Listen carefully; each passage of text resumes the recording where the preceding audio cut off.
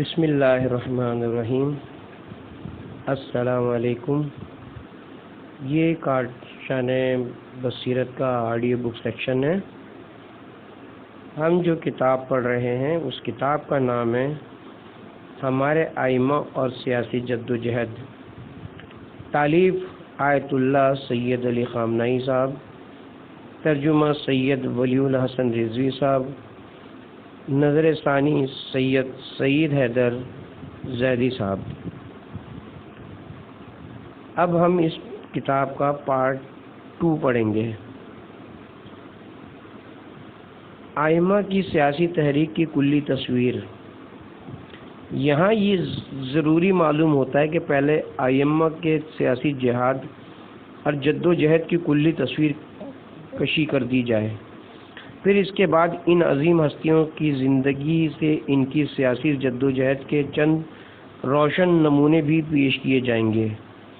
اس کلی تصویر کے سلسلے میں ہم فی الحال پہلے 3 ائمہ یعنی امیر المومنین امام حسن اور سید الشہداء امام حسین علیہ السلام کی زندگیوں کو زیر بحث لانا نہیں چاہتے، کیونکہ ان کے بارے میں اتنا کچھ لکھا جا چکا ہے کہ تقریباً کسی کو بھی اس کے بارے میں شبہ نہیں کہ ان حضرات کی تحریک میں سیاسی پہلو موجود تھا۔ لہٰذا ہم اپنی گفتگو کا آغاز سید السجاد علیہ السلام سے کرتے ہیں۔ میری نظر میں امام زین العابدین علیہ السلام کے دور یعنی سن 61 ہجری سے لے کر امام حسن عسکری علیہ السلام کی شہادت یعنی 260 ہجری تک 200 سال کا عرصہ 3 سیاسی مرحلوں پر مشتمل ہے۔ پہلا مرحلہ سن 61 ہجری سے 135 ہجری یعنی منصور داوانتی کی خلافت کے آغاز تک پھیلا ہوا ہے۔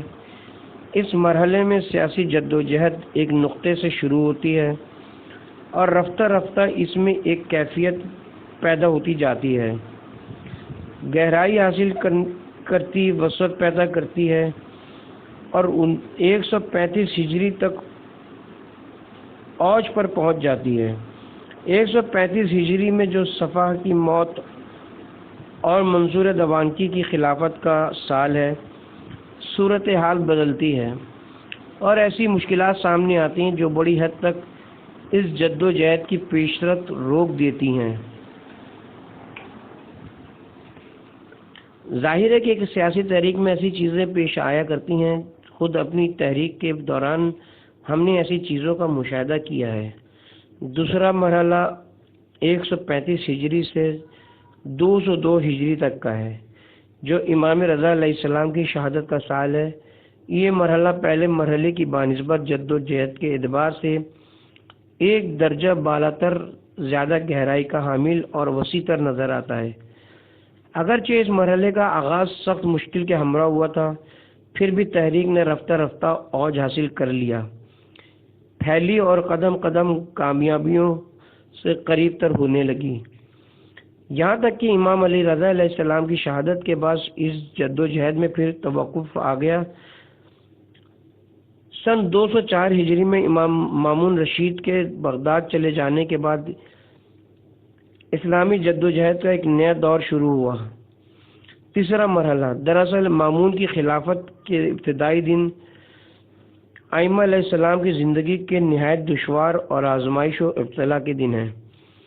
اگرچہ اس دور میں شیعت ہمیشہ سے زیادہ پھیلی، میری نظر میں اس عہد میں ائمہ علیہ السلام کو ہر دور سے زیادہ مصائب و آلام کا سامنا کرنا پڑا، اور یہ وہی زمانہ ہے جس میں میرے خیال میں ائمہ کی جدوجہد ایک طویل مدتی ہدف کے لیے تھی، یعنی اب ائمہ کو غیبت صغریٰ سے قبل الہی حکومت کے قیام کی امید تک نہیں رہی تھی۔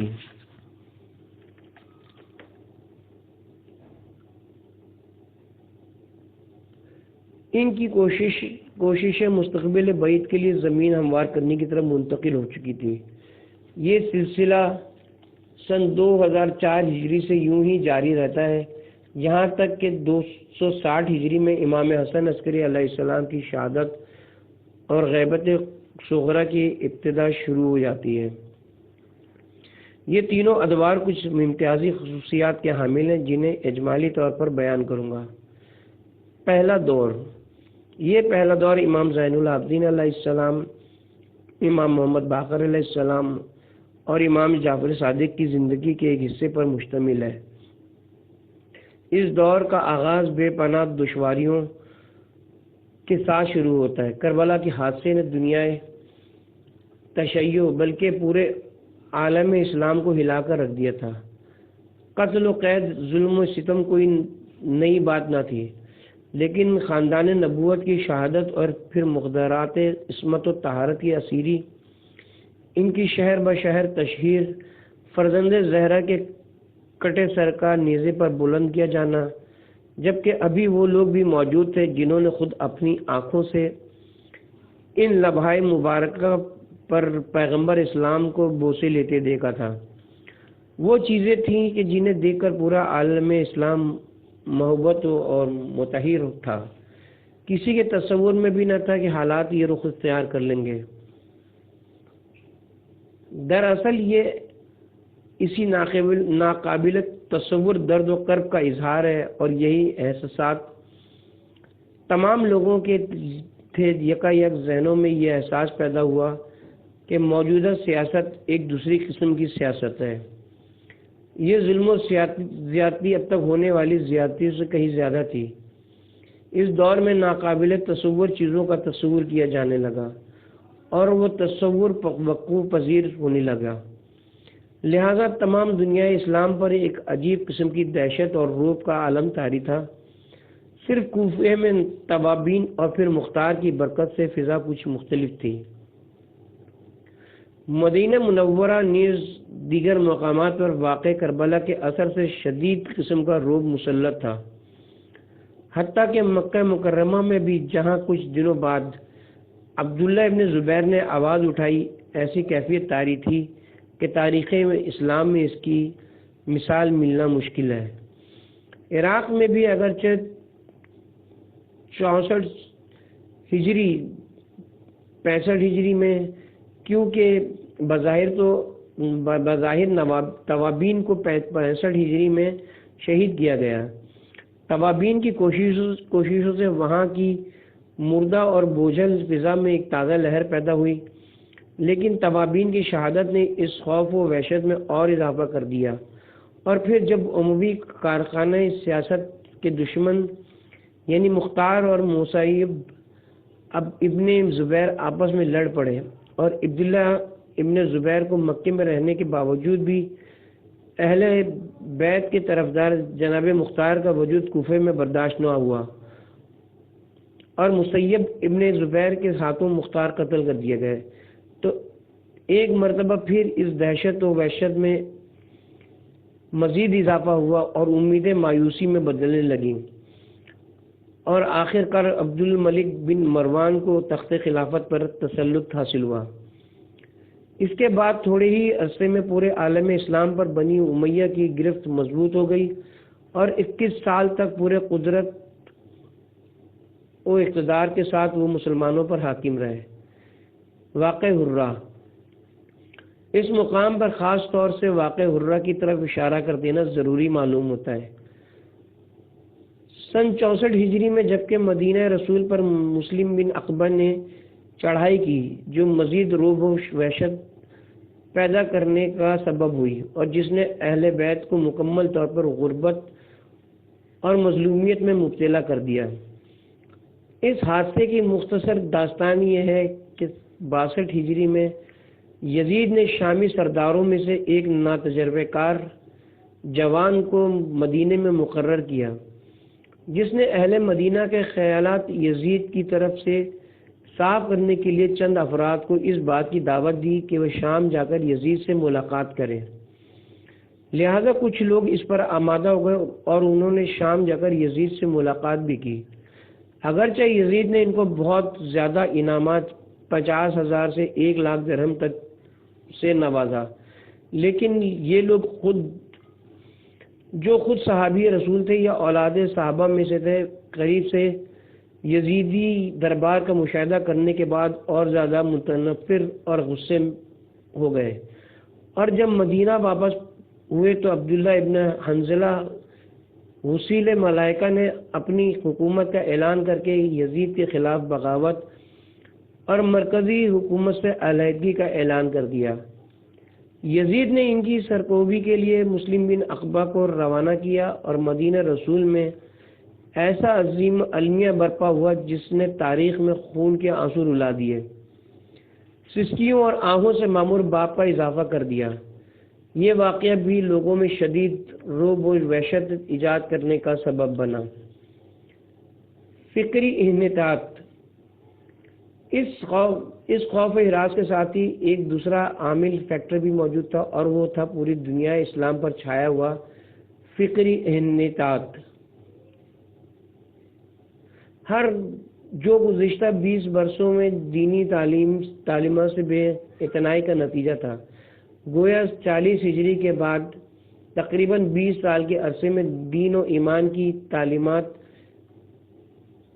آیات الہی کی تفسیر اور پیغمبر اسلام کے حق و آگہی سے بھرپور بیانات اس حد تک محدود ہو کر رہ گئے تھے کہ عوام الناس اعتقاد و ایمان کے لحاظ سے بالکل مفلس، کھوکھلے اور دیوالیہ ہو چکے تھے۔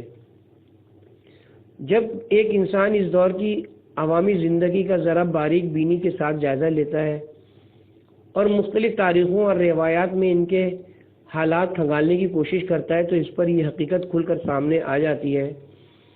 اس کا یہ مطلب نہیں کہ اسلامی معاشرے میں علماء، قائرین قرآن اور محدثین اور مقدسین بالکل ناپید ہو چکے تھے۔ ان کے بارے میں گفتگو بعد میں آئے گی۔ ایسا نہ تھا، پھر بھی عوامی زندگی بلا شبہ بے دینی اور اعتقادی ضعف اور کمزوری کا شکار تھی۔ حالات اتنے بگڑ چکے تھے کہ خود دربار خلافت سے تعلق رکھنے والے بعض افراد نبوت کے بارے میں بھی شکوک و شبہات اور ابہامات پیدا کرنے لگے تھے۔ چنانچہ کتابوں میں مذکور ہے کہ خالد بن عبداللہ قمری،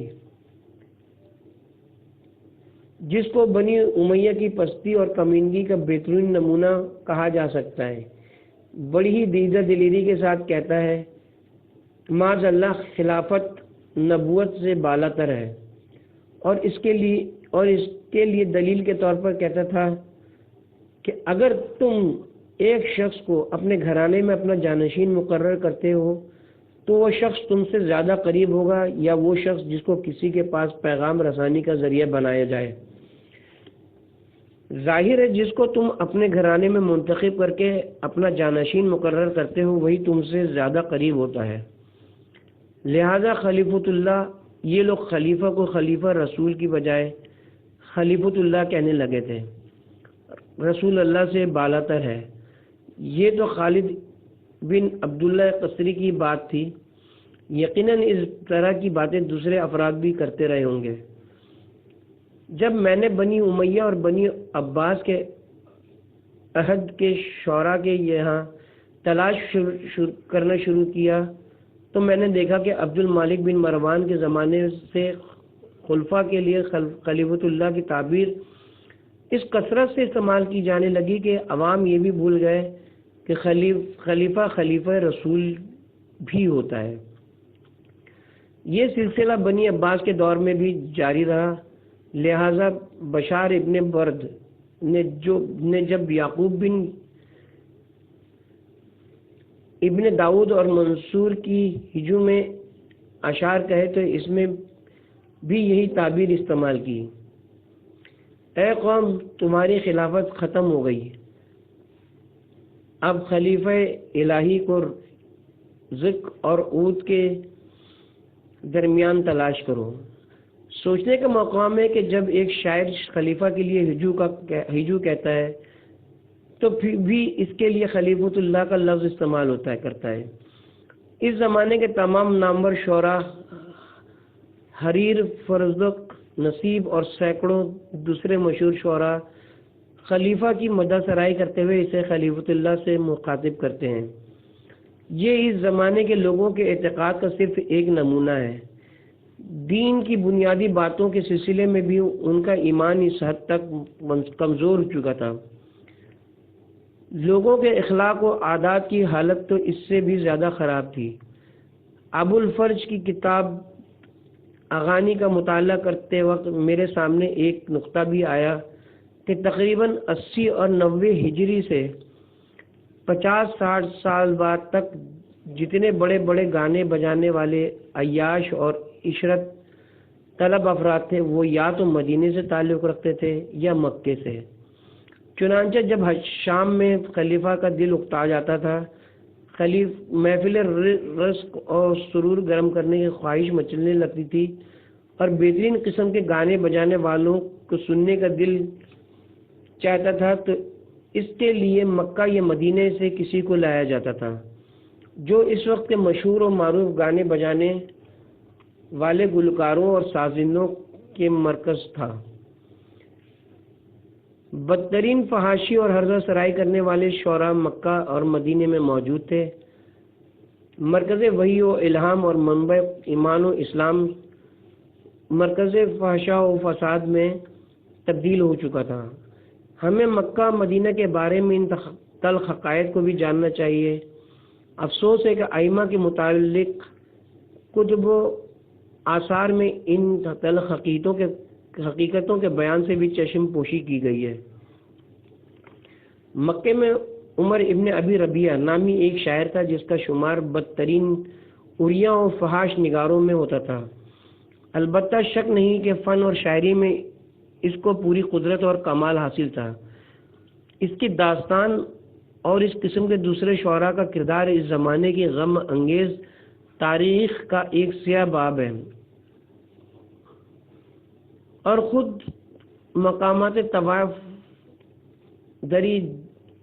طواف و رمی جمرات نیز دیگر مشاہدے مقدسہ ان لوگوں کی بےہودہ گوئی اور فحش و فجور کے شاہد ہیں۔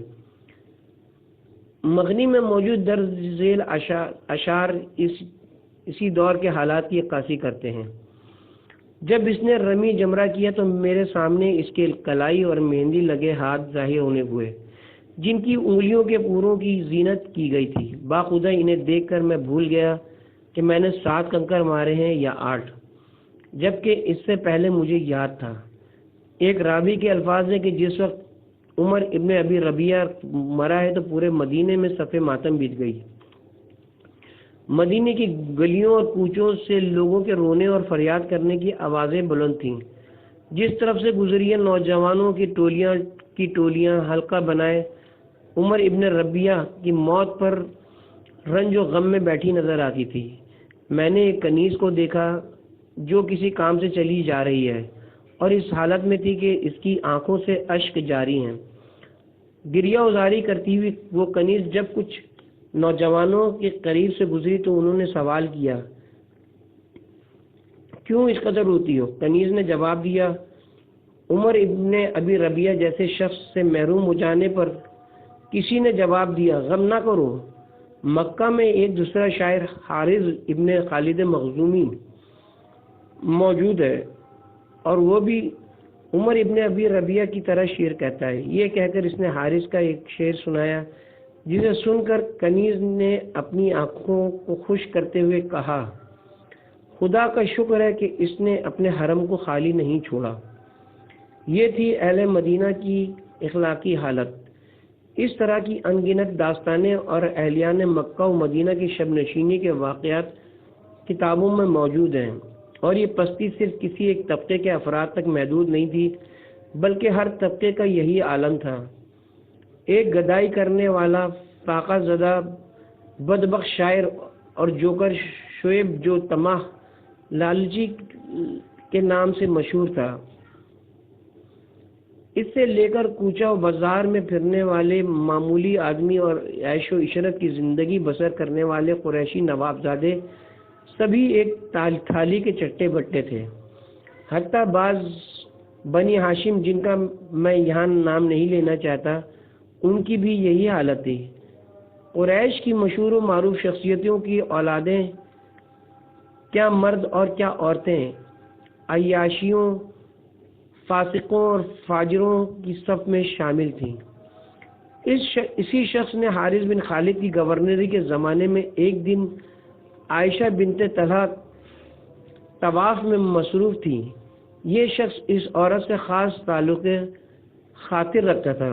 جب اذان کا وقت ہوا تو عائشہ نے حارث کے پاس پیغام بھجوایا کہ کہہ دو کہ جب تک میرا طواف ختم نہ ہو اذان نہ دی جائے۔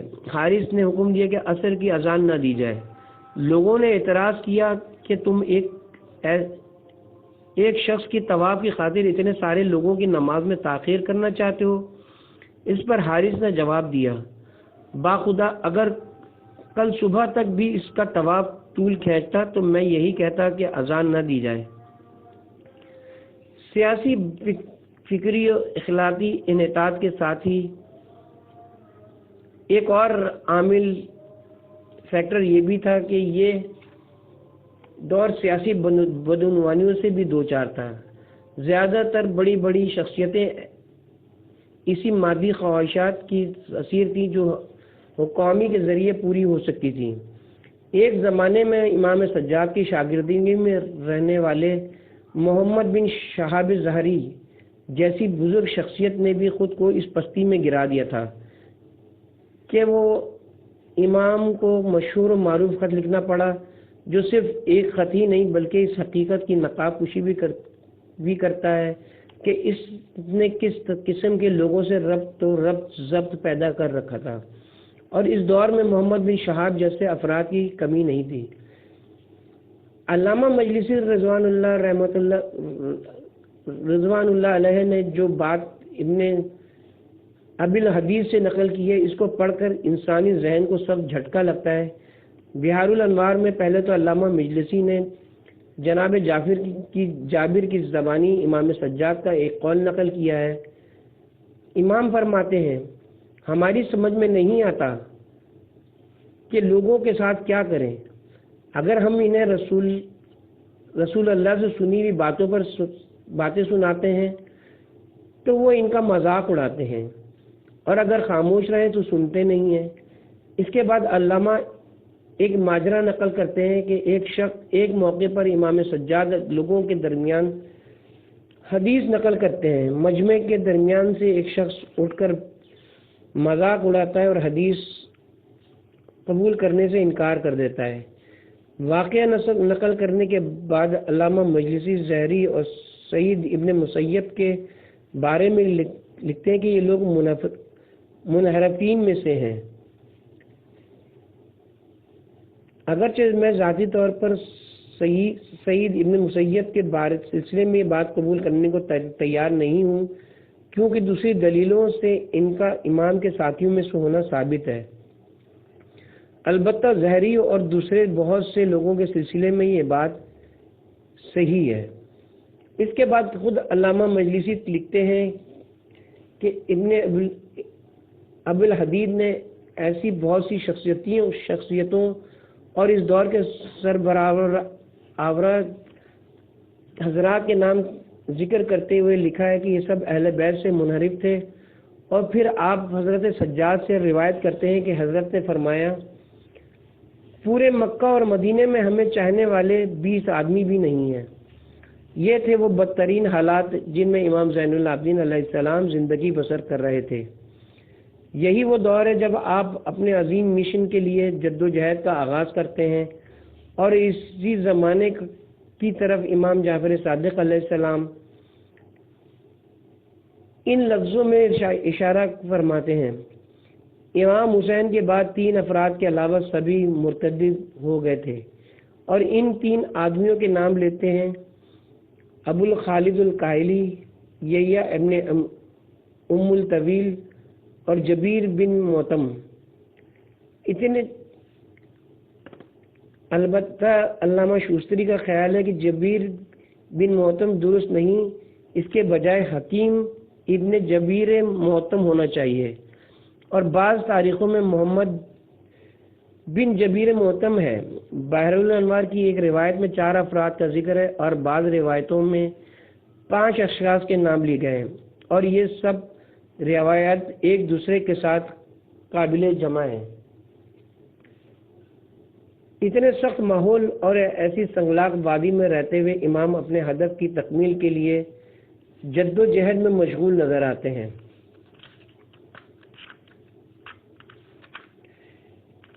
ان حالات میں سید سجاد کا طریقہ کار کیا تھا؟ اپنے مقصد تک رسائی کے لیے امام نے اپنے کاندھوں پر 3 ذمہ داریاں محسوس کیں۔ نمبر 1، پہلی ذمہ داری تو یہ تھی کہ امام لوگوں کو معرفت اسلامی کی تعلیم دیں۔ اگر ہم اسلامی حکومت وجود میں لانا چاہیں تو یہ اس وقت تک ممکن ہی نہیں ہے جب تک عوام کے اندر دینی تعلیمات سے آشنائی پیدا نہ ہو جائے۔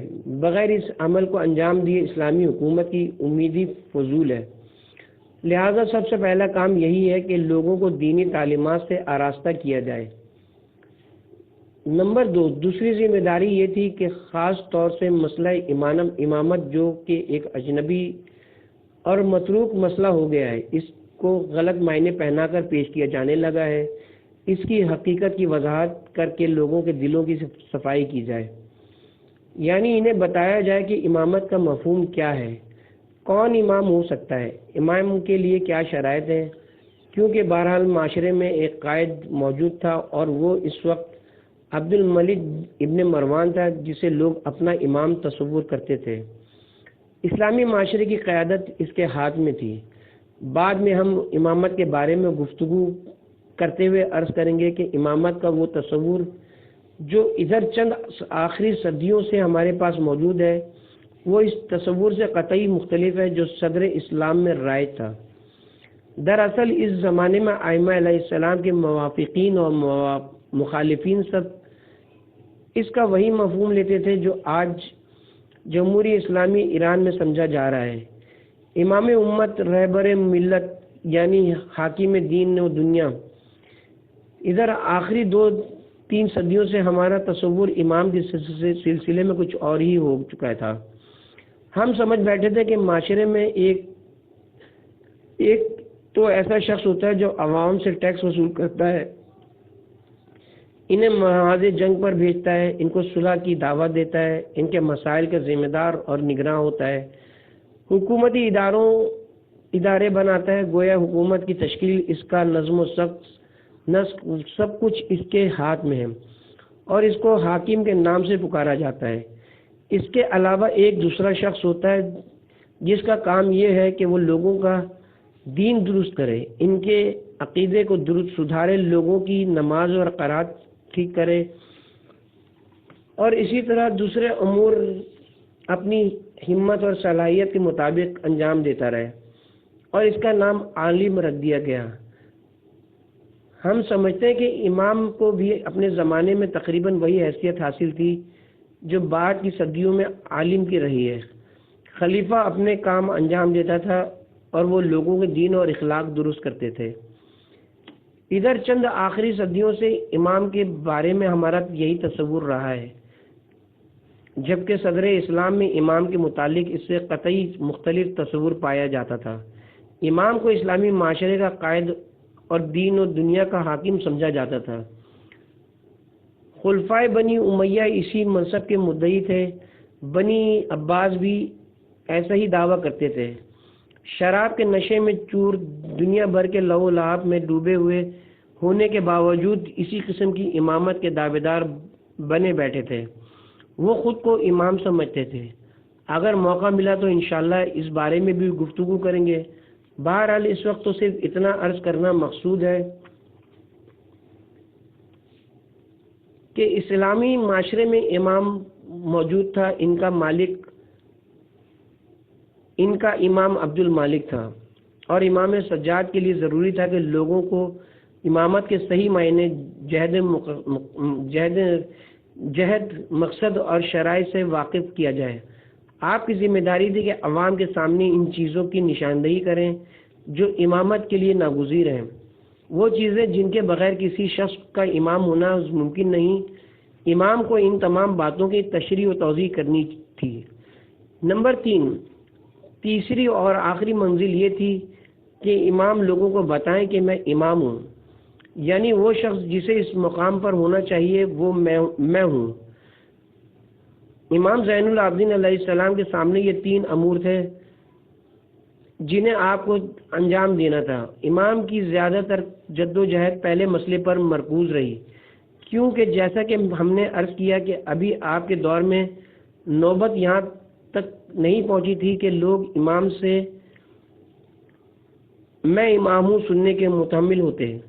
پہلے امام کو لوگوں کے دین کی اصلاح کرنی تھی، انہیں اسلامی اخلاق سے آراستہ کرنا تھا، لوگوں کو فسق و فساد کے گڑھوں سے باہر نکالنا تھا، معاشرے میں روحانیت و معنویت جو دین کا لب و لباب اور اصل روح ہے دوبارہ زندہ کرنی تھی۔ یہی وجہ ہے کہ ہم دیکھتے ہیں کہ امام کی اکثر زندگی اور کلام زہد پر مبنی ہے، تمام کا تمام زہد کی تعلیم ہے، حتیٰ کہ آپ ایک سیاسی مقصد سے متعلق اپنی گفتگو کا آغاز بھی ان الفاظ میں فرماتے ہیں: ان لوگوں کی نشانی جنہوں نے دنیا سے بے رغبتی اور آخرت سے رغبت کی، یا اپنے ایک مختصر پیغام میں دنیا اور بڑے بڑے کا دل اپنی طرف کھینچ لینے والی اس کی چکا چوند پر ان الفاظ میں تبصرہ فرماتے ہیں: ہے کوئی آزاد مرد جو پیٹ سے الٹی ہوئی اس غذا دنیا کو اس کے اہل کے لیے چھوڑ دے، جنت کے سوا تمہارے وجود کی کوئی اور قیمت نہیں، اسے اس کے سوا کسی قیمت پر نہ بیچنا۔ امام کے کلمات کا بیشتر حصہ زہد پر مشتمل ہے، اس میں سے زیادہ تر معرف پر مبنی ہے۔ البتہ آپ نے معرف کو دعا کے لباس میں پیش کیا ہے، کیونکہ جیسا کہ ہم عرض کر چکے ہیں اس وقت کا گھٹن زدہ ماحول اور نامساعد حالات اس بات کی اجازت نہیں دیتے تھے کہ امام سجاد عوام الناس سے کھل کر صاف الفاظ میں گفتگو کر سکیں۔ نہ صرف یہ کہ حکومت کے ایجنٹ اس سلسلے میں رکاوٹ تھے، بلکہ عوام بھی اس کے لیے تیار نہ تھے۔ دراصل وہ معاشرہ ایک نالائق، تباہ شدہ اور ناکارہ معاشرہ تھا جس کی نئے سرے سے تعمیر و اصلاح کی ضرورت تھی۔ امام کی زندگی کے 34-35 سال 61 ہجری سے 95 ہجری تک اسی کوشش میں صرف ہوئے۔ البتہ دھیرے دھیرے حالات سدھر رہے تھے، لہذا امام جعفر صادق علیہ السلام نے اپنی اسی حدیث میں جہاں یہ فرمایا تھا کہ وہیں آگے بڑھ کر آپ نے فرمایا کہ یعنی پھر لوگ اہل بیت سے ملحق ہو گئے اور ان کی تعداد بڑھتی گئی، اور ہم دیکھتے ہیں کہ یہی حقیقت ہے۔ لہذا جب امام محمد باقر علیہ السلام کا زمانہ آتا ہے، جس کی تفصیل ہم بعد میں عرض کریں گے، تو حالات بدل چکے ہوتے ہیں، اور یہ سید سجاد علیہ السلام کی 35 سالہ زحمتوں کا نتیجہ تھا۔